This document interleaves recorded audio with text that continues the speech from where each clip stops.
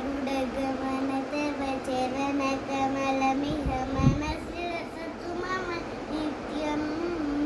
मनसि लसतु मम नित्यं मम तापमपाकुरु देवा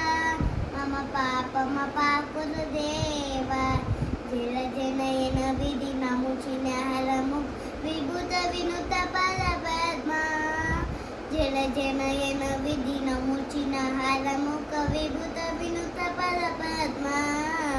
विभूत विनुत पदपद्मा मम तापमपाकुरुदेव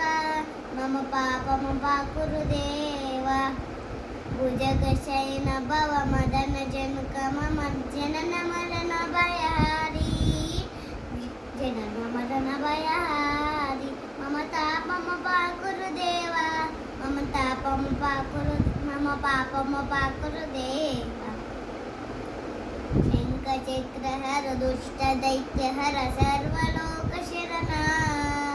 शङ्खचक्रहर दुष्टदैत्यहर सर्वलोकशरणा सर्वलोकशरणा मम तापमपाकुरुदेव मम पापमपाकुरुदेव अगणित गुणगण अशरण शरण विदलित सुबलित जाला विदलित सुबलित जाला मम तापमपाकुरुदेव मम पापमपाकुरुदेव